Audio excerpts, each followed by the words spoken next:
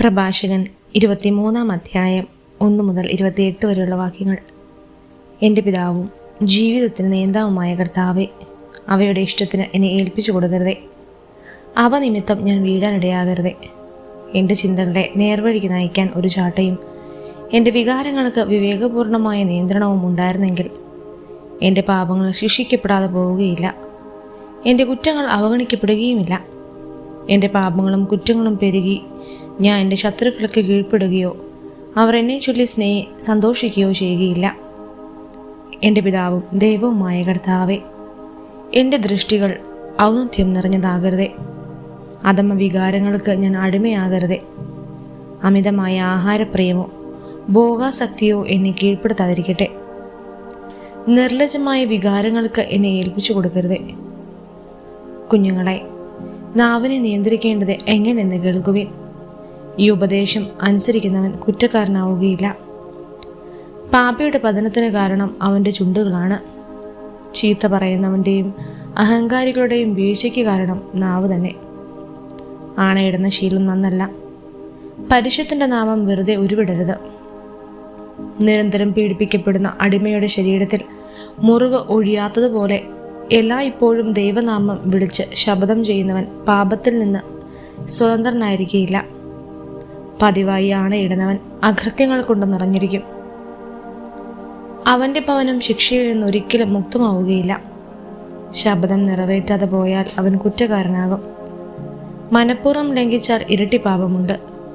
കള്ളസത്യം ചെയ്യുന്നവൻ ശിക്ഷിക്കപ്പെടും. അവൻ്റെ ഭവനത്തിൽ വിപത്തുകൾ നിറയും. മരണതുല്യമായ ഒരുതരം ശപഥമുണ്ട്. യാക്കോബിൻ്റെ സന്തതികളുടെ ഇടയിലും ഒരിക്കലും അത് ഉണ്ടാകാതിരിക്കട്ടെ. ദൈവഭയമുള്ളവൻ ഇത്തരം തിന്മകളിൽ നിന്ന് അകന്നിരിക്കും.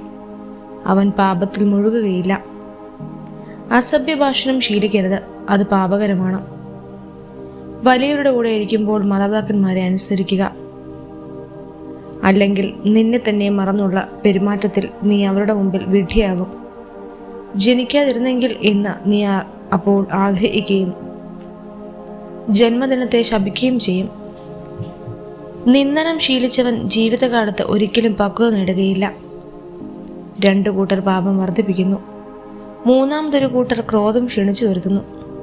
വികാരം കൊണ്ട് ചലിക്കുന്ന ഹൃദയം ആളുന്ന തീ പോലെയാണ്.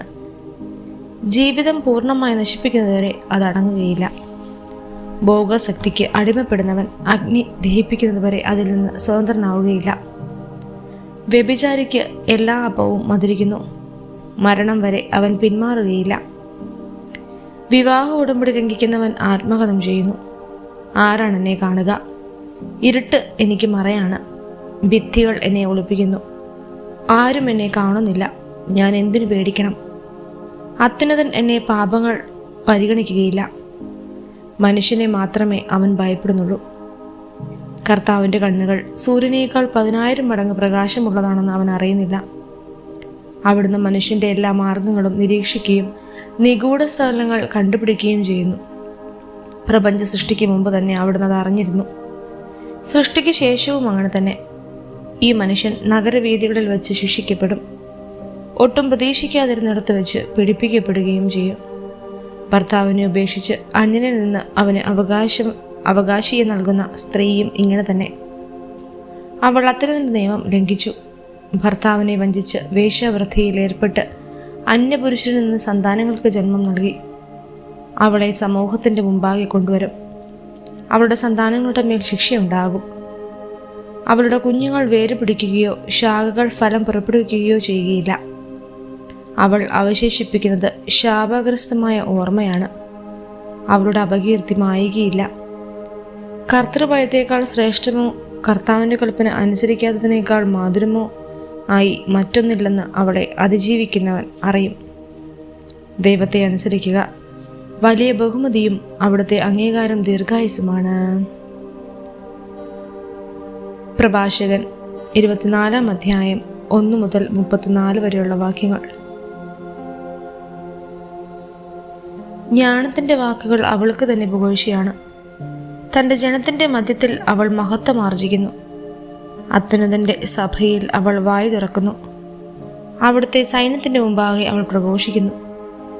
അത്യുന്നതന്റെ നാവിൽ നിന്ന് പുറപ്പെട്ട് മൂടൽ മഞ്ഞുപോലെ ഞാൻ ഭൂമിയെ ആവരണം ചെയ്തു. ഉന്നതങ്ങളിൽ ഞാൻ വസിച്ചു. മേഘത്തൂണിലായിരുന്നു എൻ്റെ സിംഹാസനം. ഞാൻ തനിയെ ആകാശത്തിന് പ്രദക്ഷിണം വയ്ക്കുകയും പാതാളത്തിൻ്റെ ആഴങ്ങളിൽ സഞ്ചരിക്കുകയും ചെയ്തു. ആഴിയിലെ അലകളിലും ഊഴിയിലും എല്ലാ ജനതകളിലും രാജ്യങ്ങളിലും എനിക്ക് ആധിപത്യം ലഭിച്ചു. ഇവയിലെല്ലാം ഞാൻ വിശ്രമ സങ്കേതം അന്വേഷിച്ചു. ആരുടെ ദേശത്ത് വസിക്കണമെന്ന് ഞാൻ ആലോചിച്ചു.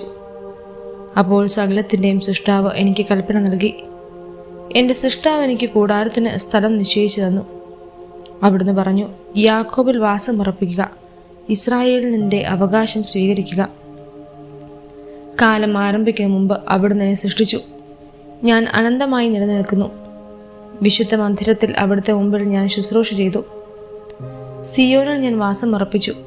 അങ്ങനെ പ്രിയങ്കരമായ നഗരത്തിൽ അവിടുന്ന് എനിക്ക് വിശ്രമം നൽകി. ജെറുസലേമിൽ എനിക്ക് ആധിപത്യവും. ഒരു ബഹുമാന്യ ജനതയുടെ ഇടയിൽ അവരുടെ അവകാശമായ കർത്താവിൻ്റെ ഓഹരിയിൽ ഞാൻ വിറച്ചു. ലെബനോനിലെ ദേവദാരു പോലെയും ഹെർമോണിലെ സരളമരം പോലെയും ഞാൻ ഉയർന്നു. എൻഗേദിയയിലെ ഈന്തപ്പന പോലെയും ജെറീക്കോയിലെ പഴനീർ ചെടി പോലെയും ഞാൻ വളർന്നു. വയലിലെ ഒലിവുമരം പോലെയും നദീതടത്തിലെ വൃക്ഷം പോലെയും ഞാൻ പുഷ്ടി പ്രാപിച്ചു. ഇലവഗ്നം പോലെ സുഗന്ധതൈലം പോലെയും ഞാൻ പരിമളം പരത്തി. വിശിഷ്ടമായ മീറ പോലെ ഞാൻ സൗരഭ്യം വീശി. നറും പശ, ചന്ദനം, കുങ്കുമം, ദേവാലയത്തിലെ കുന്തിരിക്കം എന്നിവ പോലെയും ഞാൻ സുഗന്ധം പ്രസരിപ്പിച്ചു. കരുവേല മരം പോലെ ഞാൻ ശാഖ വീശുന്നു. എൻ്റെ ശാഖകൾ മഹത്വം മനോഹരതയും നിറഞ്ഞവയാണ്. മുന്തിരിച്ചെടി പോലെ എൻ്റെ മുളകൾക്ക് ഞാൻ സൗന്ദര്യം പകർന്നു. എൻ്റെ പുഷ്പങ്ങൾ മഹത്വമർന്ന സമൃദ്ധ ഫലങ്ങളായി പരിണമിക്കുന്നു. എന്നെ അഭിലഷിക്കുന്നവൻ അടുത്തു വന്ന് തൃപ്തിയാവോളം എൻ്റെ വിഭവങ്ങൾ ആസ്വദിക്കട്ടെ. എന്നെ സ്മരിക്കുന്നത് തേനീനേക്കാളും എന്നെ സ്വന്തമാക്കുന്ന തേൻകട്ടയേക്കാളും മാധുര്യം പകരും. എന്നെ ഭുജിക്കുന്നവൻ്റെ വിശപ്പ് ശമിക്കുകയില്ല, പിന്നെയും ആഗ്രഹിക്കും. എന്നെ പാനം ചെയ്യുന്നവൻ വീണ്ടും അഭിലഷിക്കും. എന്നെ അനുസരിക്കുന്നവൻ ലജ്ജിതനാവുകയില്ല. എൻ്റെ സഹായത്തോടെ അധ്വാനിക്കുന്നവൻ പാപത്തിൽ വീഴുകയില്ല. ഇതെല്ലാമാണ് അത്യുന്നത ദൈവത്തിൻ്റെ ഉടമ്പടി ഗ്രന്ഥം.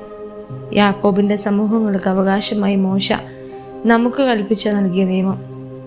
അത് മനുഷ്യരെ ജ്ഞാനം കൊണ്ട് പിശോൻ നദി പോലെയും ആദിഫലകാലത്തെ ടൈഗ്രീസ് നദി പോലെയും നിറയ്ക്കുന്നു. യൂഫ്രട്ടീസ് പോലെയും വിളവെടുപ്പ് കാലത്തെ ജോർദാൻ പോലെയും അത് അവരെ ജ്ഞാനപൂരിതമാക്കുന്നു. അത് നൈൽ പോലെയും മുന്തിരി പഴുക്കും കാലത്തെ ഗീഹോൻ പോലെയും പ്രബോധനത്തെ പ്രഭവിപ്പിക്കുന്നു. ആദ്യ മനുഷ്യൻ അവളെ പൂർണ്ണമായി അറിഞ്ഞില്ല. അവസാനത്തെ മനുഷ്യനും അവളുടെ ആഴം അളക്കുകയില്ല. അവളുടെ ചിന്ത സമുദ്രത്തേക്കാൾ വിശാലവും അവളുടെ പ്രബോധനം അഗാധത്തേക്കാൾ ആഴമേറിയതുമാണ്.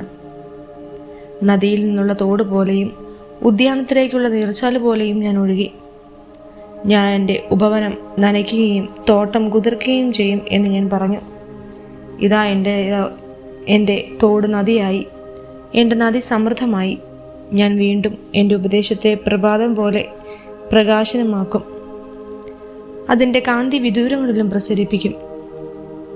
ഞാൻ ഇനിയും എൻ്റെ പ്രബോധനങ്ങൾ പ്രവചനം പോലെ ചൊരിയുകയും ഭാവി തലമുറകൾക്ക് നൽകുകയും ചെയ്യും. ഞാൻ എനിക്ക് വേണ്ടി മാത്രമല്ല, ഉപദേശം തേടുന്ന എല്ലാവർക്കും വേണ്ടിയാണ് അധ്വാനിച്ചതെന്നറിയുക.